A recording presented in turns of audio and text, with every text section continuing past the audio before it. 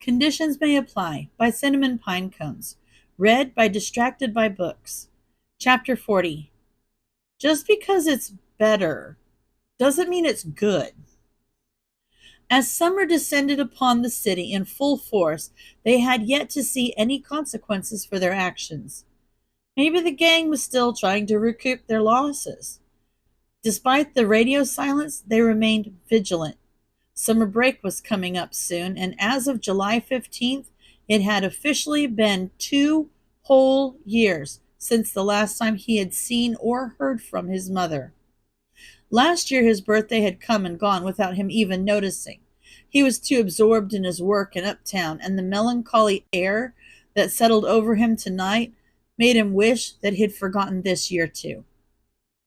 His mother didn't stay around for his birthday, but she usually left him a cupcake in the fridge, a strawberry shortcake with cream cheese frosting, every single year until 2 years ago.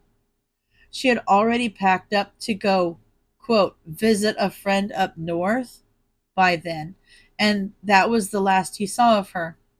There was no cupcake in the fridge on his birthday, so July 15th, in his memory, was the first date he was sure of that his mother had been gone. Kami, how things can change in just a couple years. Hell, even just a single year. He was not the person he was this time 2 years ago, not by a long shot.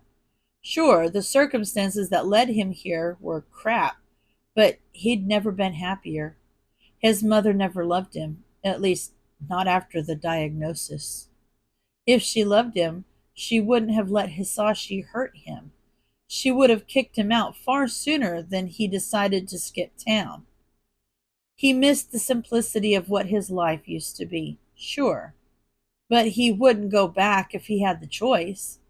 Even with summer break approaching again and the threat of over a full month with no guarantee of food, he wouldn't go back. It was nice to not have to worry so much about food or a roof over his head, but the freedom of being able to come home to a place where you were welcome was worth it in his mind. As much of a menace as she was, DJ welcomed him here. Sure, she was a cat and didn't understand the complexities of quirkist human society, but he had told her everything about himself, and she still cuddled up to him in the wee hours of the morning, when the sun's absence left a chill in the air. She still trotted over to him whenever she heard him cry. She was there for him more than his mother ever was, so the anniversary was bittersweet.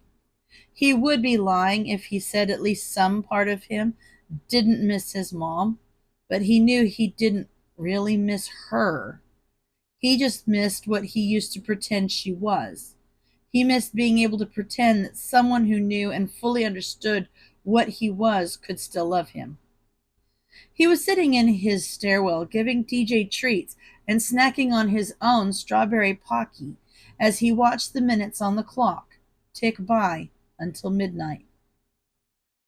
Woo, happy birthday to me, he cheered with no enthusiasm whatsoever. This wasn't fair. He was happier now. Things might not be better, quote, technically speaking, but he was happier. Why was he letting her ruin this for him? The pocky tasted like sand in his mouth, and he felt tears start to brim in his eyes. DJ seemed to have developed a sixth sense for whenever he was upset, because the moment a tear fell silently down his cheek, she looked up from her own snack with a merp and walked over to him. She was so much better than Inko. Inko had stopped caring about his tears years ago. She had stopped caring about him years ago. Why the hell did he still care about her? It wasn't fair. She didn't deserve to be missed. She didn't deserve even a passing thought in his mind. But here he was, crying about her on his birthday. He was angry that she still had this control over him, that she could still make him cry. She left him, She didn't deserve to hold this power over him.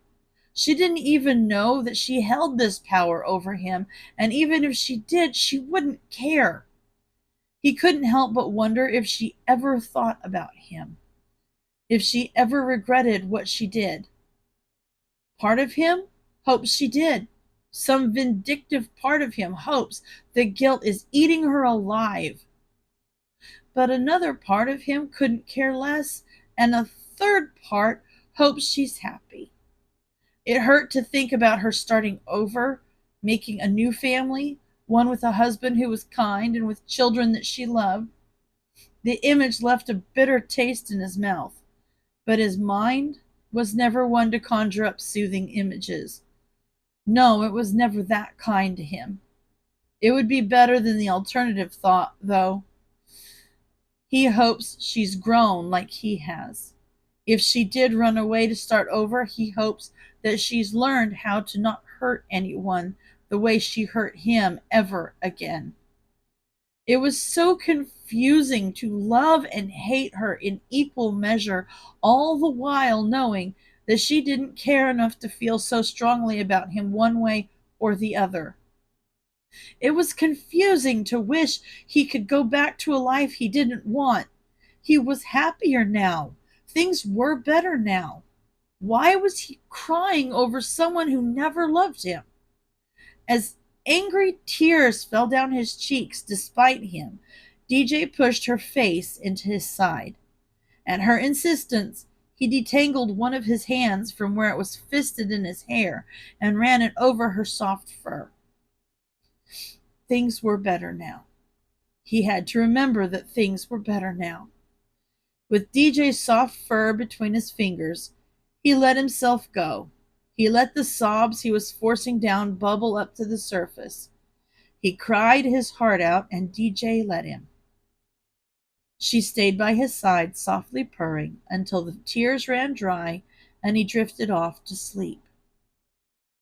When he woke up in the morning, she was still there, curled up into his side. Yeah, things were better now. Izuku had been sifting through salvageable bits of metal at Dagobah and bringing them into a scrapyard for change for a few months now, both to pay for his second burner and in preparation for summer break. He wasn't above shoplifting food, but there was only so much he was willing to risk. He'd gotten quite good at it, but shoplifting every day for over a month would be pushing it. He couldn't count on handouts from Shimamoto-san and Mochizuki-san.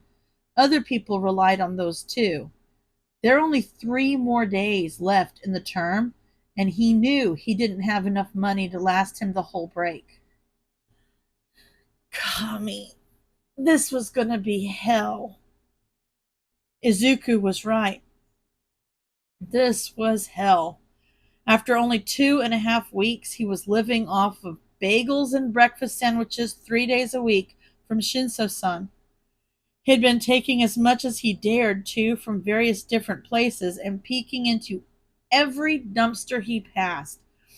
But his stomach was still sending him hunger pains like he didn't already know the issue. He was getting slower, and Eraser was going to start noticing. Before every patrol, they would eat the nutrient packet Eraser had given them the previous night. But even so, their aim was suffering from the shake in their hands. They were looking out over an alleyway when someone left out the back door to throw out a large bag of trash. That was the sandwich shop. They probably had food in that bag.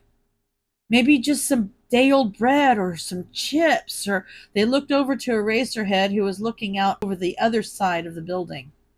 It was a slow night. Kami, they didn't care if he noticed at this point. They jumped over the side of the ledge and scaled down the wall, landing near silently in the alley below. Immediately, they started rifling through the bag. Yes! Bread! So much bread. They ripped off a piece and shoved it under their mask. It was stale, and the ambient stench of the dumpster wasn't exactly appetizing, but they were so hungry they didn't care. They were too busy stuffing another piece under their masks to notice Eraser had just touched down behind them. Ivy, he asked to get their attention. Get up! Freak! What? Why are you so damn quiet? What?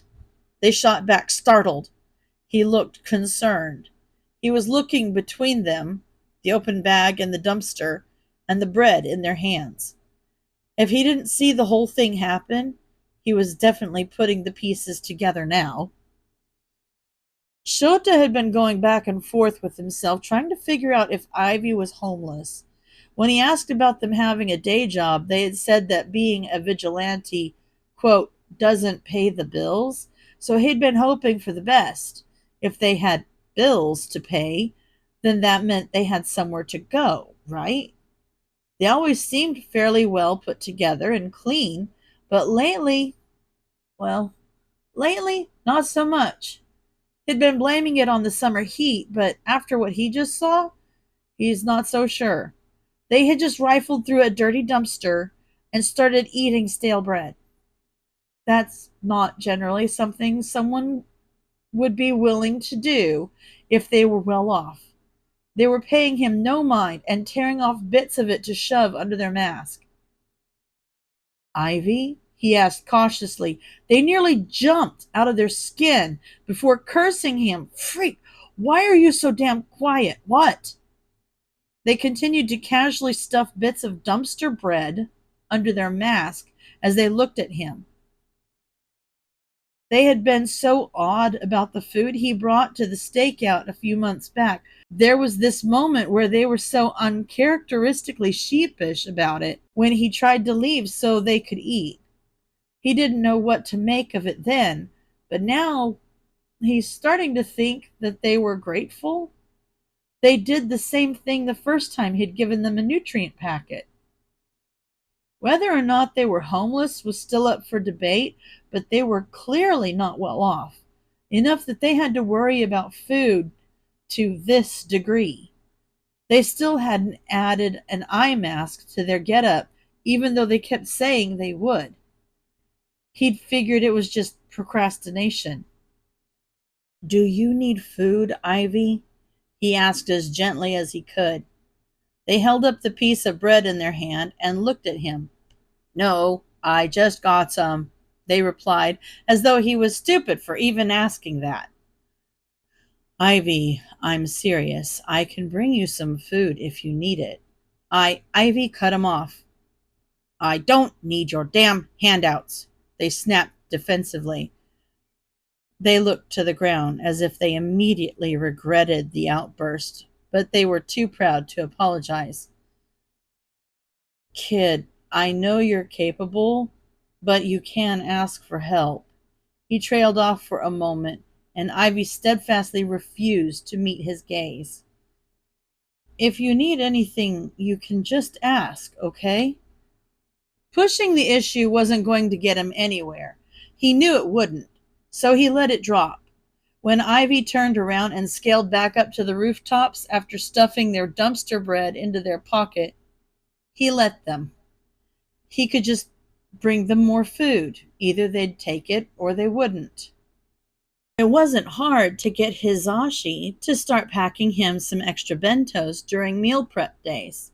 They had been trying to convince them for years that a nutrient pouch was not an actual meal and didn't count as dinner, but he had been steadfastly ignoring their very valid points. They used to prep lunches and dinners to go for the week together every Sunday, since they couldn't find it anywhere in their busy schedules to actually prepare and sit down for meals together throughout the week. But even though Hizashi had 3 jobs to Shota's 2, they had much more regular hours, so the meal prep had been falling to them a lot more since he started patrolling with Ivy. He felt like a dad trying to set a good example for his kid by eating an actual dinner, but he was hoping that Ivy would feel more comfortable taking food if he was also eating. So, with that in mind, he headed for their usual meetup place with 2 bags strapped to his belt. When he got there, he sat down on the ledge like he always did and took out his dinner, but this time he placed Ivy's food on the ledge around the corner from him. It was a clear offer. Ivy could sit down by them on the corner with their mask off and eat because they would be facing the other direction, and Shota wouldn't look. He would stay here and eat his own food. They wouldn't have to hide or squirrel their food away. They could just sit and eat together. When Ivy showed up, he picked up another bite of food with his chopsticks and nodded his head towards the other bento waiting for Ivy. They looked at it and then back at him, considering the silent offer. It was hard to tell what they were thinking with most of their face covered, so he just waited patiently. Eventually, Ivy took the offered seat, and before they took their mask off, they choked out a shaky thanks. He didn't make a big deal of it. He just gave a non-committal hum to acknowledge them and went back to his own food. It didn't fix everything. It didn't do much to assuage his worry for the kid, but it was something. It was a step in the right direction. End of chapter.